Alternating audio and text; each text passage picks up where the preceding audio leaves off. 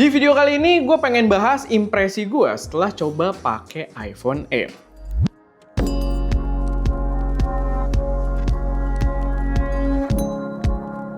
Halo semuanya, selamat datang di channel SM Media dengan gue Erwin, dan pada video kali ini gue pengen bahas impression penggunaan gue setelah nyobain iPhone Air ini jadi device utama gue selama beberapa hari.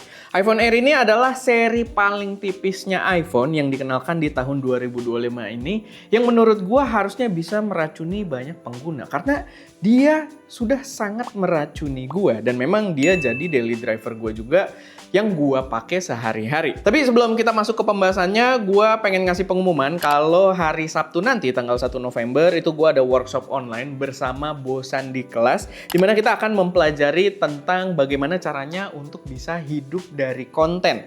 Gue akan nge-breakdown berbagai skema bisnis yang dijalankan di belakang layar di channel ST Media. Kita akan lihat dashboard-dashboardnya juga, unsensor, semua angka-angkanya juga bakal kita lihat. So jangan sampai kalian ketinggalan kalau kalian pengen jadi konten kreator. Langsung aja kalau kalian pengen daftar, cek link yang ada di deskripsi. Balik lagi ke pembahasannya, pertama impression yang gua rasakan ketika pakai iPhone Air ini adalah dia bener-bener super tipis. Real ini tipis banget, kalian juga gua rasa bisa mengapresiasinya dari B-roll yang kita berikan. Dia tipis banget dibandingkan HP-HP yang pernah gua pakai.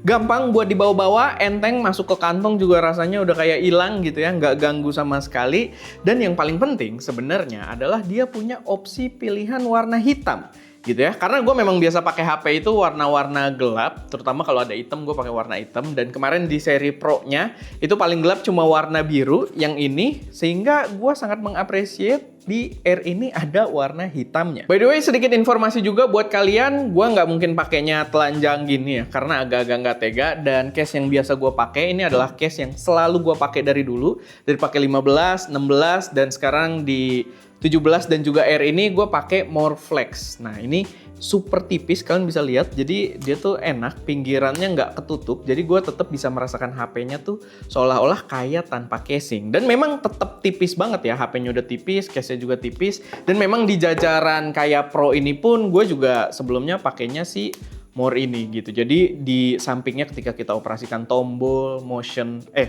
kamera kontrol dan lain sebagainya, itu terasa sangat mewah gitu. Nggak rasa ketutupan casing yang membuatnya jadi berasa ya nggak wah gitu. Jadi ya itu sedikit informasi ke kalian, kalau tertarik ya gue tag produknya juga ada di deskripsi. Buat memberikan sedikit konteks, gue dari versi 15 itu sebenarnya selalu pakai seri Pro. Gue awal pakai iPhone itu di iPhone 12 dan itu yang biasa gitu ya, yang basic. Tapi begitu gue ganti dari 12 langsung ke 15 Pro, gue pakai 16 Pro, dan gue juga pastinya tertarik waktu ada 17 Pro keluar. Karena gue adalah heavy user di kamera untuk produksi konten gitu ya, konten-konten yang sifatnya lumayan profesional, karena dia membawa beberapa fitur yang buat gue pribadi, buat bikin konten YouTube, itu bener-bener kepake. Dan memang gue waktu pertama kali seri 17 rilis, itu gue PO yang 17 Pro ini, yang warna biru, which is kita udah bahas, kalian bisa cek videonya ya. Ini adalah HP yang ganteng banget juga, kameranya juga membawa fitur yang bener-bener gila banget,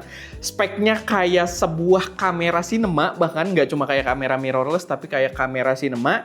Dan memang ya di seri Pro ini dengan membawa Apple Lock itu bisa dapat warna yang kayak kamera mirrorless yang udah berkali-kali kita bahas. Kita ada bikin berbagai video juga yang shotnya itu full pakai iPhone. Itu kalau pakai LUT kita itu bener-bener bisa hasil warnanya kayak kamera mirrorless, yang LUT-nya itu ada di sddigital.id.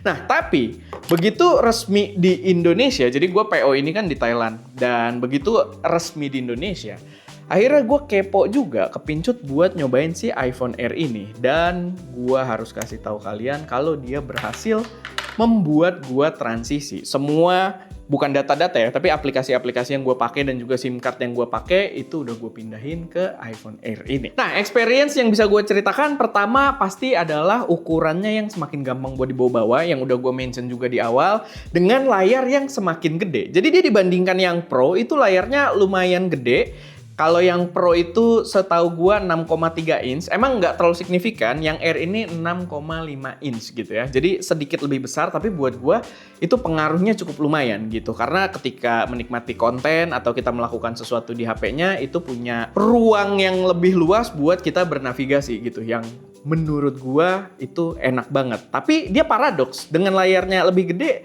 tapi HP-nya lebih enteng gitu buat dibawa-bawa. Yang buat gua pribadi itu jadi hal yang sangat menyenangkan dan terasa high-tech banget. Dan emang gua juga punya bias, gua itu sangat suka dengan iPhone ukuran besar, bukan iPhone. HP-HP ukuran besar gitu ya. Jadi gue dulu pertama kali punya HP juga waktu masih dibeliin bokap, itu gue belinya Smartfren Andromax.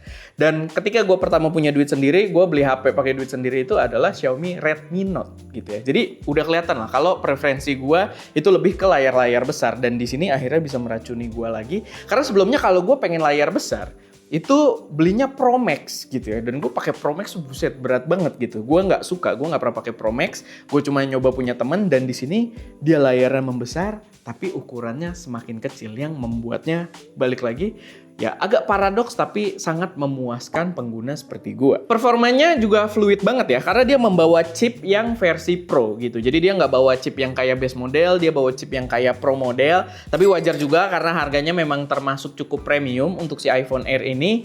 Dan ya sangat-sangat fluid gitu untuk dipakai berbagai penggunaan. Memang gue bukan high intensive gaming ya, gue nggak pakai HP untuk gaming. Tapi untuk berbagai kebutuhan gue itu nggak ada lag sama sekali. Udah pakai OS terbarunya juga iOS 26 gitu ya, nggak ada masalah. Cuman memang setahu gue harusnya walaupun dia pakai chip yang sama dengan seri Pro, tetap ada beberapa pengurangan yang nanti mungkin kita akan bahas di sisi kameranya. Sama harusnya sih dari chipnya ini dia agak di clock down ya, karena dengan ukuran yang lebih tipis harusnya dia thermal managementnya nggak sebagus yang versi Pro. Apalagi versi Pro-nya juga udah dibekali dengan vapor chamber, dan di sini nggak ada gitu. Jadi harusnya walaupun chipnya sama, dia agak di down clock atau agak di limit gitu clock dari si prosesornya. Lalu yang gue suka juga adalah layarnya itu tanpa kompromi. Dari tadi kita udah ngomongin layarnya gede, tapi dulu itu layar dibedakan. Seri Pro itu punya spek tertinggi gitu ya. Sedangkan sekarang base modelnya pun, gak harus yang Air ya, base modelnya pun itu layarnya udah mirip sama yang Pro, dimana mereka bawa spek tertinggi, mereka udah promotion juga bisa sampai 120 Hz, dan dia juga mendukung always on display. Jadi nggak ada kompromi gitu. Sebelumnya tuh gue pakai Pro karena ya gue pengen ngerasain teknologi terbaru. Dulu ada always on display cuma di sini, sedangkan akhirnya di Air ini dengan layar yang lebih gede, gue tetap merasakan ya tadi always on display, lalu promotion, rasanya smooth banget. Jadi bener-bener cakep banget. Emang gue rasa itu akan boros. By default juga always on display itu nggak nyala. Gue nyalain sendiri karena gue terbiasa pakai Pro gitu kan, terbiasa dengan always on display kayak gini nih, dia nyala terus gitu kan. Dan ya worth it gitu menurut gue juga nggak merasakan sesignifikan itu sih tambah borosnya. Atau mungkin karena gue nggak tahu juga ya, dari awal gue pakai, gue pindah tuh gue langsung nyalain always on display-nya. Tapi balik lagi, experience ketika dipakai tuh cuma lebih baik gitu dibandingkan yang Pro-nya gitu, karena dengan spek yang sama cuma dengan ukuran layar lebih besar. Ngomong-ngomong soal baterai, so far so good, nggak ada masalah. Tapi sejujurnya yang versi Pro pun buat gue itu baterainya nggak tahan buat seharian ya.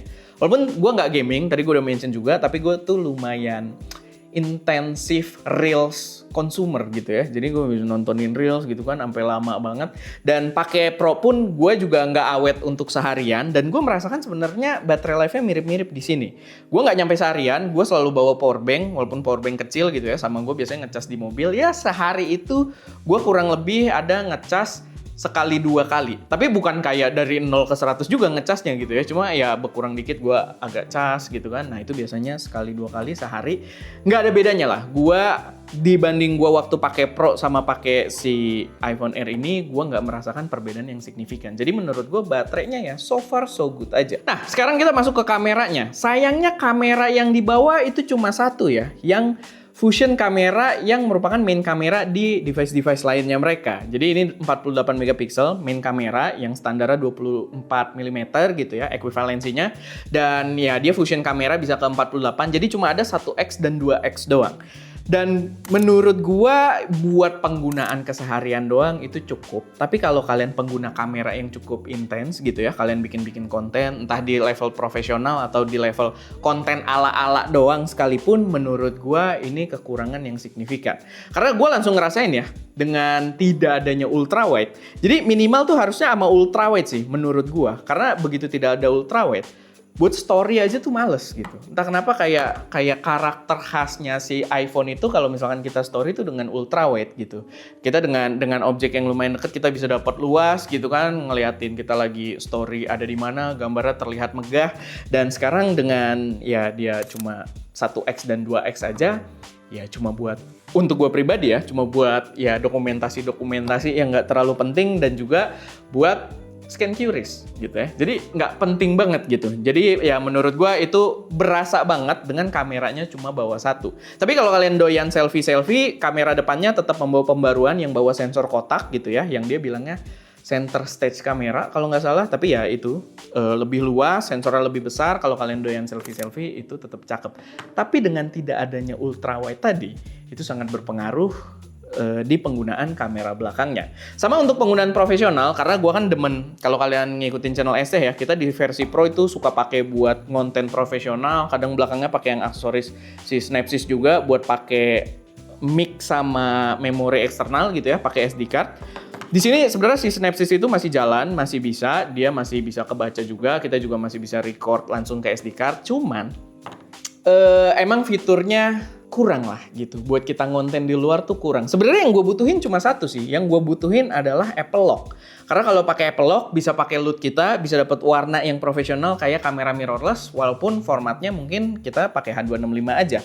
Cuman di sini kalau kalian download di Blackmagic Camera, itu sebenarnya dia mendukung ProRes.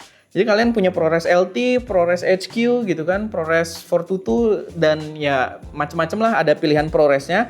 Emang nggak ada ProRes RAW, nggak butuh juga terlalu lebay gitu ya. Tapi ProResnya nggak maksimal selama kalian tidak bisa record Apple Lock. Jadi ProResnya tuh sia-sia di sini. Dan ProRes itu sebenarnya ya kalian pakai yang base model pun kalau kalian pakai Blackmagic Cinema Camera App itu base model pun bisa gitu buat record ProRes. Dan di sini juga bisa ya walaupun kameranya satu. Mungkin kalau buat thumbnail gue gitu ya, clickbait yang mantepnya adalah ya kecil-kecil bisa ProRes gitu kan. Tapi ProResnya sebenarnya nggak terlalu berguna karena ya itu tadi dia tidak ada Apple Lock-nya. Jadi sangat-sangat disayangkan gue nggak bisa untuk pakai si iPhone Air ini untuk produksi konten-konten general gua. Sama mungkin minus yang paling berasa kalau misalkan untuk media consuming yang gua cukup sayangkan adalah speakernya. Karena speakernya dia tidak stereo, dia cuma satu ada di sisi atas ini. Dan bahkan nggak cuma karena dia dari stereo jadi mono ya, tapi kualitasnya juga mungkin karena tidak ada ruang juga ya dengan bodinya yang sangat tipis, kualitasnya juga bassnya tuh enggak banget. Sebagai pengguna yang biasa nontonin Reels pakai seri Pro gitu ya, begitu pakai Air ini nontonin Reels tuh nggak begitu enak gitu. Kecuali ya pakai AirPods ya selamat, tapi kan nggak bisa kita selalu pakai AirPods gitu. Apalagi buat nontonin Reels doang kayaknya effort banget. Jadi ya itu sedikit kekurangan yang buat gua agak signifikan sih sebenarnya. Karena itu yang awalnya jadi pertimbangan gue mau pindah atau enggak. Ya walaupun endingnya gue memilih pindah karena enak banget gitu dengan layar yang lebih besar.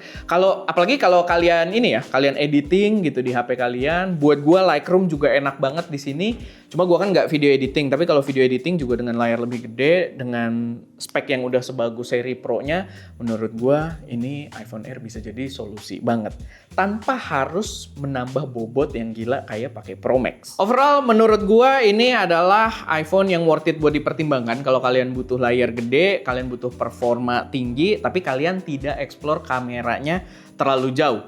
Tetap dia sangat-sangat racun dan menurut gue perfect banget buat dipakai sebagai daily driver, sebagai handphone gitu ya, sebagai handphone harian. Tapi gue akan tetap keep si iPhone Pro ini in case kita mau syuting-syuting di luar, mau explore videografinya gitu ya, tetap nggak ngalahin lah. Jauh banget, bahkan sebenarnya jauh banget gitu ya. Jadi ya menurut gue balik lagi ke keputusan kalian. Kalian lebih butuh HP yang seperti apa. Tapi memang gue sih udah nggak bisa pindah sih sebenarnya. Untuk penggunaan harian ya, semua banking gue, semua urusan-urusan utama gue dalam menggunakan handphone, itu udah gue pakai di iPhone Air ini. Tapi ya, paling itu aja sih sedikit pembahasan gue seputar iPhone Air kali ini. Kalau ada koreksi, saran, atau kalian punya masukan juga dari kalian sendiri seputar iPhone Air ini, boleh taruh aja semuanya di kolom komentar. Oke, itu aja. Semoga bermanfaat. Semoga bisa jadi referensi. Udah, ulang ya itu? Kayaknya ngulang gak sih? Belum ya? Tapi gue merasa omongnya berulang. Tapi ya udah itu aja. Semoga bermanfaat. Gue Erwin di belakang kamera Deska. Dan jangan lupa berkarya.